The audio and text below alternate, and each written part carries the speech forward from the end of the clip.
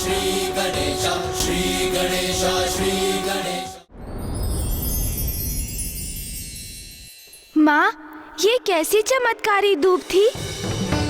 अश्विनी कुमार, धनवंतरी जी और सप्तऋषियों की सभी विशेष औषधियाँ जहाँ विफल हुई, वहीं इस धूप ने मुझे पूर्ण रूप से कुशल कर दिया। ये कैसे संभव हुआ माँ? हाँ माँ, मुझे स्मरण है। श्री महागणपति जी ने हमें ये तो अवश्य बताया था कि धूप के उपयोग से गणेश शांत हो जाएगा, किंतु उन्होंने इसके पीछे का कारण उजागर नहीं किया था। ये कोई साधारण धूप नहीं है पुत्र, ये तो एक भक्त की ईश्वर के प्रति उसके प्रेम की शक्ति से परिपूर्ण है। भक्त के ईश्वर प्रेम की, उसकी भक्ति की शक्ति माँ। हाँ पुत्र, एक कन्या थी जिसका नाम था दूर्वा। दूर्वा, दूर्वा।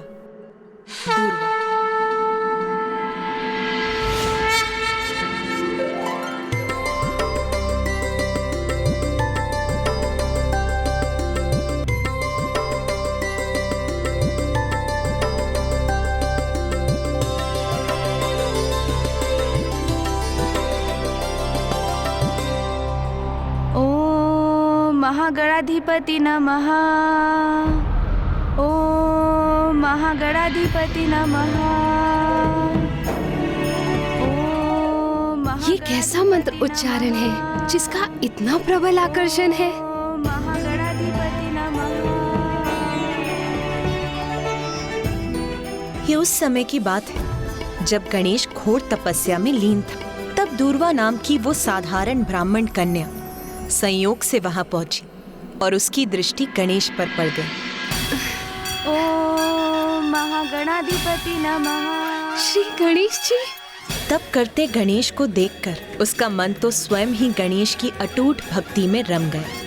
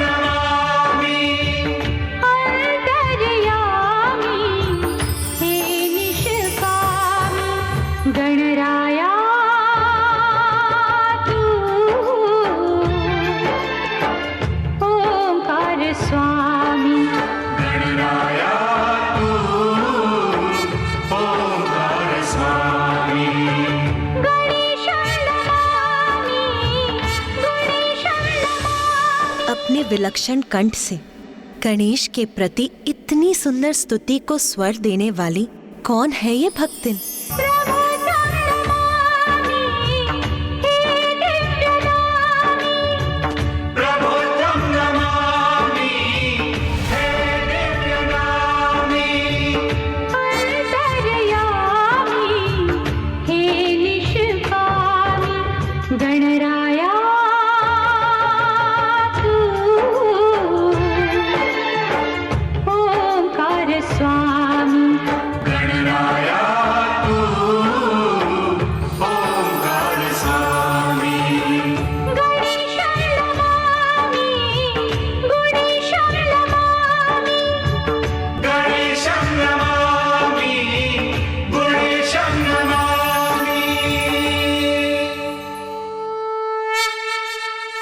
पुत्री दूर्वा,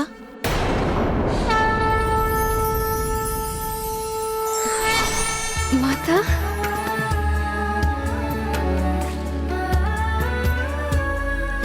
माता। पुत्री दूर्वा, तुम्हारे हृदय में क्या है ये ज्ञात है मुझे। मेरे पुत्र गणेश के प्रति तुम्हारी भक्ति, प्रेम और निष्ठा का भान हो गया है मुझे। माता, श्री गणेश जी के प्रति मेरा प्रेम पूर्ण रूप से पावन है। उनके प्रति मेरी निष्ठा अटूट है माता। मैं तो उन्हें अपने हृदय में उतार चुकी हूँ।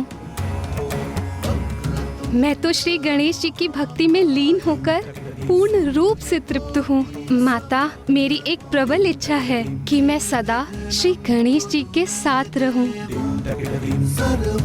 अब आप ही कोई उपाय कीजिए माता, जिससे मेरा नाम सदा के लिए गणेश जी के साथ जुड़ जाए।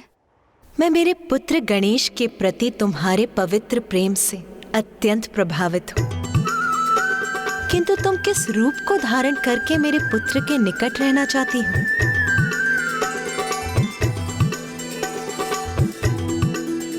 माता, श्री गणेश जी का हृदय तो इतना बड़ा है कि वो तो तुच्छ से तुच्छ वस्तु को भी स्वीकार कर उसे सम्मान देते हैं। इसीलिए माता, आप मुझे तुच्छ धूप का रूप प्रदान कर दीजिए।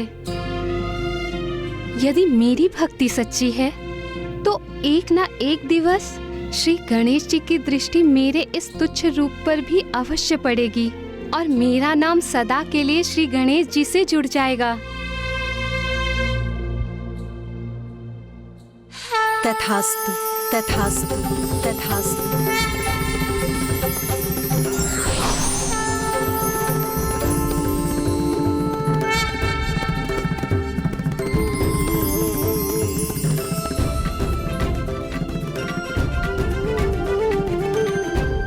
पुत्र गणेश, दुर्वा कोई साधारण दूब नहीं है। ये तो तुम्हारे प्रति संपूर्ण भक्ति और निष्ठा से परिपूर्ण समर्पण की प्रतीक है।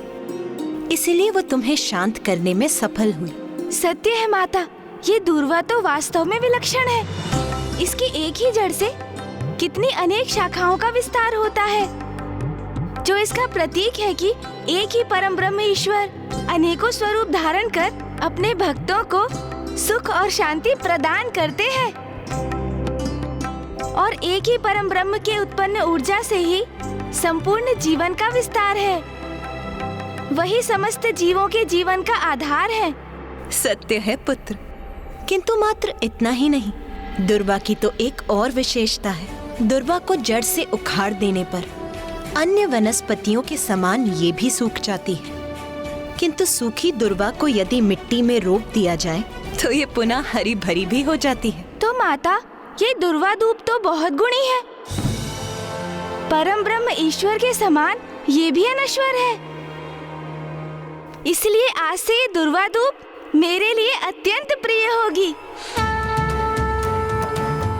और मैं प्रतिदिन दुर्वा का सेवन भी करूंगा माँ। और मैं ये भी घोषणा करता हूँ कि जो भी भक्त मुझे भक्ति भाव से दुर्वा समर्पित करेगा, मैं उसकी मनोकामना अवश्य पूर्ण करूंगा। मैं उसकी मनोकामना अवश्य पूर्ण करूंगा।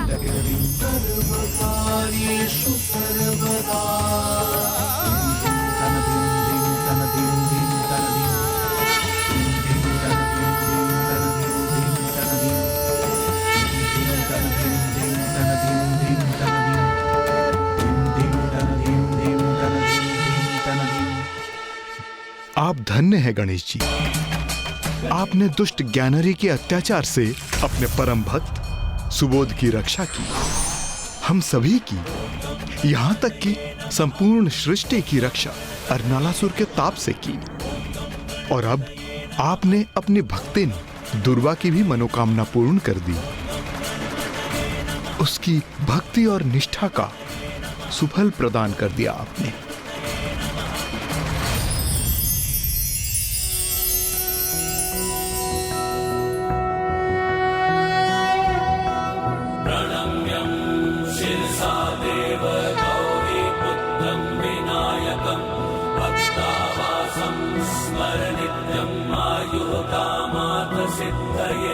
प्रथमं वक्रतुण्डं च एकदन्तं द्वितीयकं तृतीयं कृष्णं पिङ्गाक्षं गजवक्त्रं चतुर्थकं लम्बोदरं पञ्चमं च षष्ठं विकटमेव च सप्तमं विघ्नराजेन्द्रं धूम्रवर्ण तथाष्टकं नवमं बालचन्द्रं च दशमं तु विनायकम् एकादशं गणपतिं द्वादशं तु गजाननं द्वादशैतानि नामानि सञ्जयः पठेन्नरः न च विघ्नभयं तस्य सर्वसिद्धिकरं प्रभो।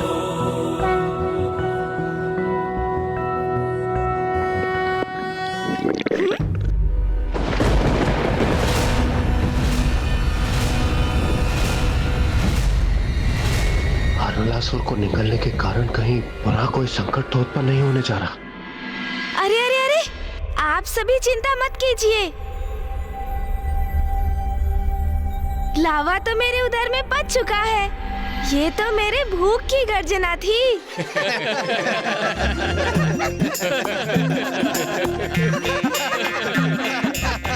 माँ, बहुत भूख लगी है और यहाँ का कार्य भी तो संपन्न हो चुका है। अभी हम कैलाश चलकर भोजन करें क्या माँ? अवश्य पुत्र।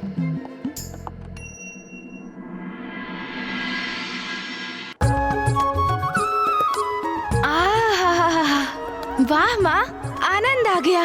मेरा विजय भोज तो बहुत ही स्वादिष्ट था।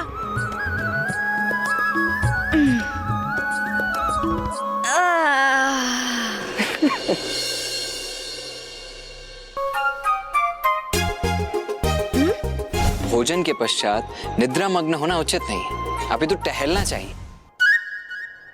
चिंता मत कीजिए भैया, स्मरण है मुझे। भोजन के बाद निद्रा में लीन नहीं हो सकता मैं तो टहलने ही जा रहा हूँ। उचित है।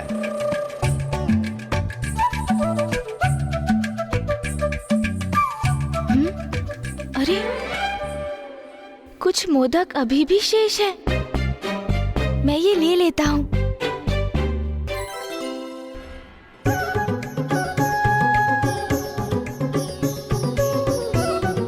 चिंता मत कीजिए भैया, भ्रमण करते करते मैं इन मोदकों को खाऊंगा।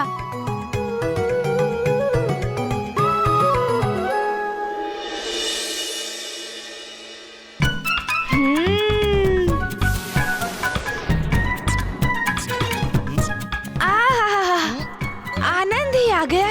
माँ के हाथों की स्वादिष्ट मोदक और कैलाश पर्वत की शीतल पवन। वाह, आनंद आ गया। क्यों मूषक जी? मोदक का तो आपको ही क्या थे स्वामी, मैं तो मात्र वायु खा रहा हूँ। ओह, मैं कभी कभी कितना विचार शून्य हो जाता हूँ ना। मैंने आपसे तो पूछा तक नहीं। आहा, तो प्रभु को स्मरण हुई है कि मोदक मुझे भी प्रिय है, किंतु अभी तक प्रभु ने पूछा ही नहीं। कोई बात नहीं प्रभु, तो आप पूछ लीजिए। मुझे खेद है मूषक जी, आपको इतनी भारी टोकरी उठानी पड़ी। किंतु लीजिए, अब मैं शीघ्र इन मोदकों को खाकर इस टोकरी का भार कम कर देता हूँ, ताकि आप भी सरलता से भ्रमण कर सकें।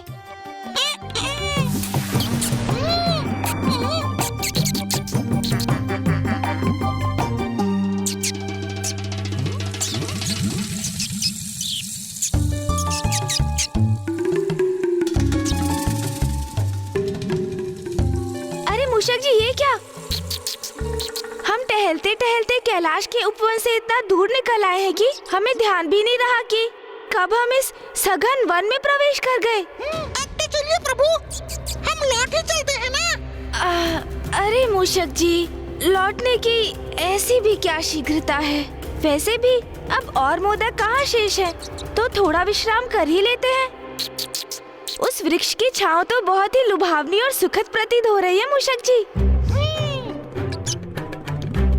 वैसे भी तो इतना टहल चुका हूँ मैं। अब कैलाश तो मैं आप पर ही आरूढ़ होकर जाऊंगा। तो प्रभु, यदि ऐसा है तो थोड़ा विश्राम कर ही लेते हैं। हाँ हाँ, चलिए। भोजन के बाद विश्राम और भी आनंद देता है।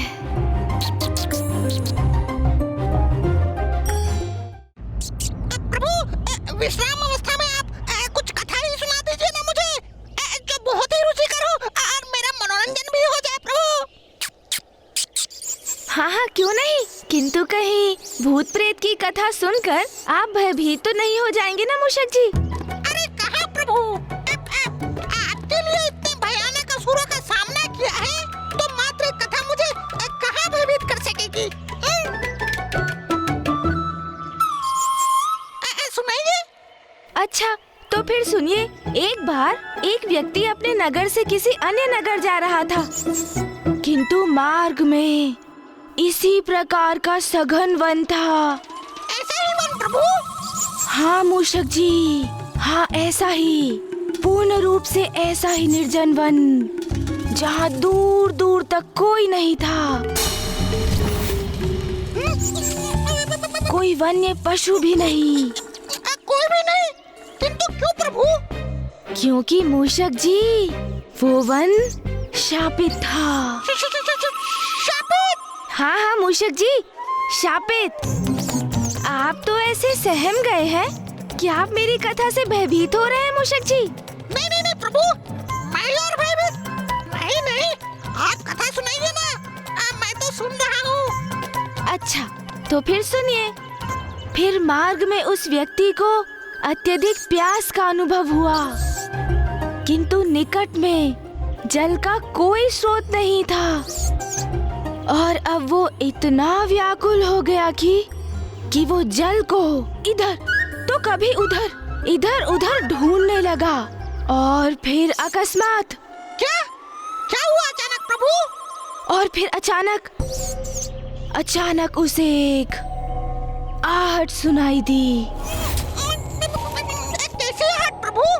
जैसे सूखे पत्तों पर चर पर करते हुए किसी के पांव उसकी ओर बढ़े आ रहे हों, जैसे कोई निकट बढ़ता ही चला रहा हो। हाँ प्रभु, ध्वनि तो कुछ ऐसे ही उत्पन्न हो रही है, जैसे किसी के आने की आहट हो। किंतु जब उस व्यक्ति ने ध्वनि आने वाली उस दिशा की ओर मुड़कर देखा तो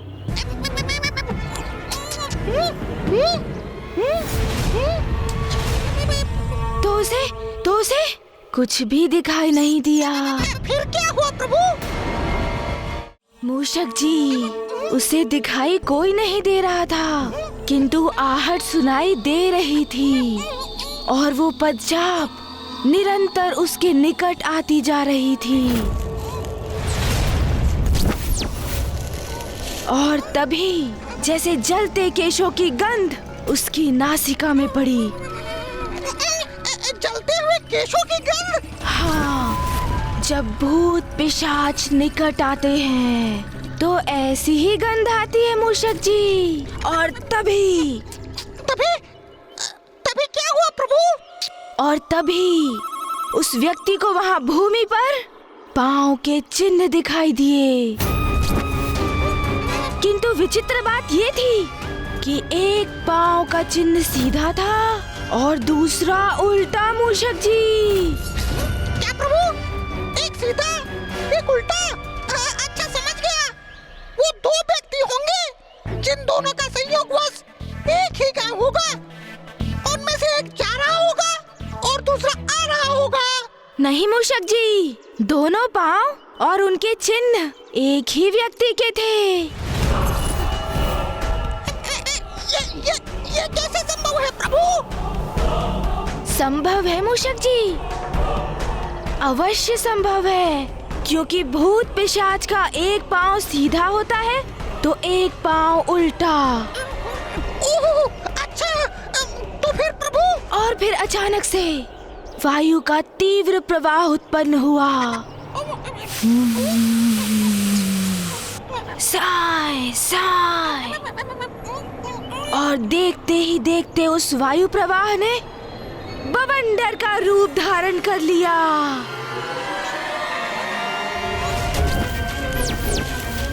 ठीक उसी प्रकार जैसे एक भूत पिशाच किसी पर आक्रमण करने वाले होते हैं, तो वो बवंडर का रूप धारण करते हैं। और तभी उस व्यक्ति को बवंडर से हंसी का स्वर सुनाई देता है।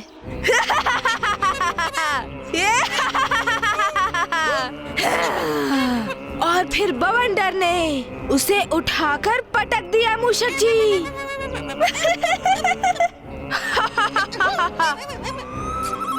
और पुनः हंसी का स्वर सुनाई देने लगा। कोई तो उस विचित्र स्वर में कह रहा था, मैं भूत हूँ, मैं पिशाच हूँ, मैं तुम्हारे प्राण हर लूंगा।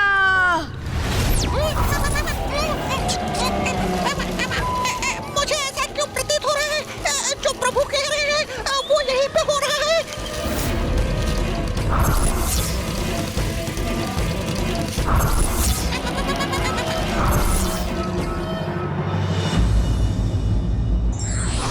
सच्ची भक्ति के समक्ष ईश्वर भी विवश हो जाते हैं और अपने भक्त को अवश्य शरण देते हैं।